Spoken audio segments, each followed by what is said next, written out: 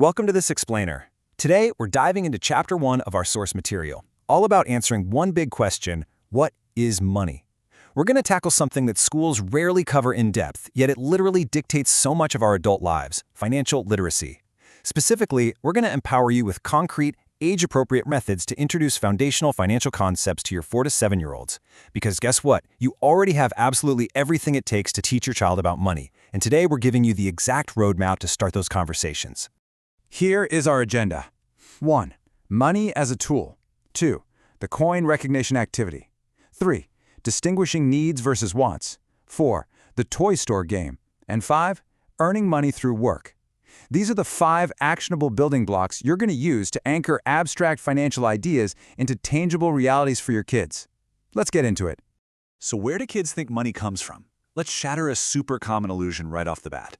If you ask a 5-year-old this question, they're probably going to tell you it just magically spits out of an ATM, or that you simply tap a shiny plastic card and, poof, you get whatever you want.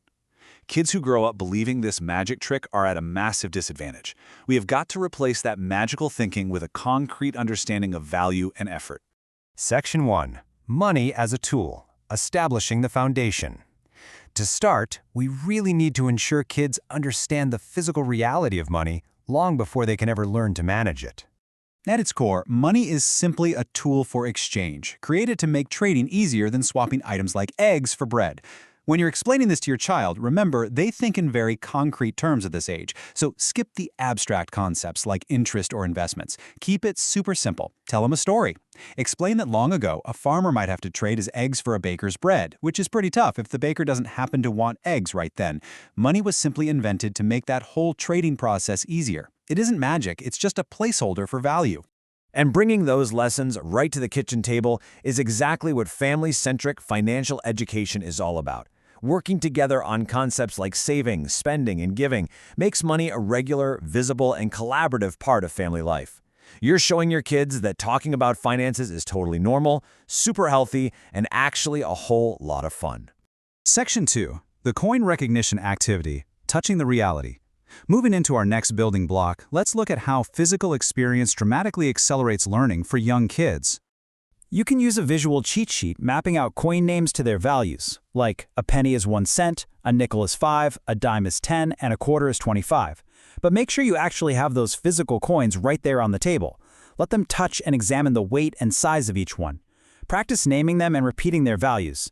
You can even make it a game, asking, "Which coin am I?" and having them point to it.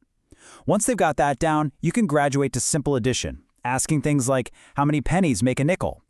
The absolute most crucial point here is to use direct scripts so you feel fully equipped. Tell them, this is a quarter. It is worth 25 cents. When we go to the store and give the cashier money, we are trading our money for something we want. You don't need a finance degree. You literally just need to hold up a coin and state exactly what it is and what it does. Repeating that phrase, trading our money for something we want, really cements the idea of money as a tool. Section 3. Distinguishing needs versus wants. How we choose. This is where we introduce the reality that, well, we can't have absolutely everything. We need to categorize things into needs, like food, clothing, shelter, medicine, and water, versus wants, like candy, toys, video games, decorations, and eating out at a restaurant. By sorting everyday items into these 2-star categories, you're helping your child distinguish between things required for survival and things we want just because they make us happy. Have your child physically sort items around your house into these categories. It's a fundamental concept because recognizing a want versus a need is the absolute prerequisite to budgeting later in life. Section 4. The toy store game, putting concepts into practice. Now we're going to let them test drive their new knowledge by turning theory into a highly interactive, hands-on activity. Here's the setup. Step 1. Set up a pretend store at home using household items with little price tags. Step 2.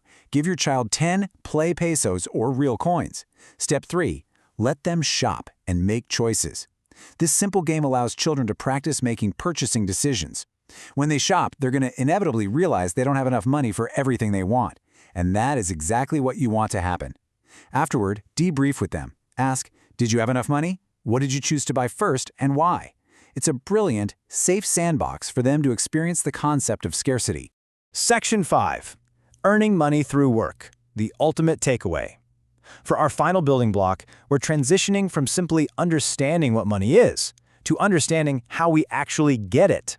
To bridge that gap, we have to consistently ask and answer this fundamental question: where does our money come from? Remember that magical ATM illusion we talked about earlier? Well, this is where we permanently dismantle it.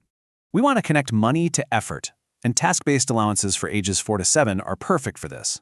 We're talking about things like making their bed each morning for 10 pesos a day, putting toys away before bedtime for 5 pesos a day, setting the table for dinner for 5 pesos a week, or feeding a family pet for 5 pesos a week. Resist the urge to give kids money just because. Even the smallest payouts become deeply meaningful to them when they're directly connected to their own physical effort. It builds incredible intrinsic motivation. It comes from work, from mommy and daddy doing their jobs.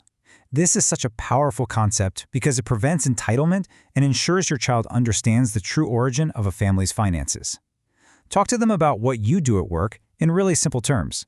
Explain that a teacher gets paid to help kids learn, or a baker gets paid to make bread. Make sure they understand that adults trade their time and their skills for the money that ultimately pays for all those needs and wants. Every single conversation you have about money, no matter how small, is planting a seed that is going to grow for decades. So I want to leave you with a thought-provoking discussion prompt to use at home. Ask your child, if you could invent any job, what would it be? It's a fantastic way to spark a fun and meaningful conversation about the future of work, earning, and value. Try it out tonight at the dinner table and see where their imagination takes them.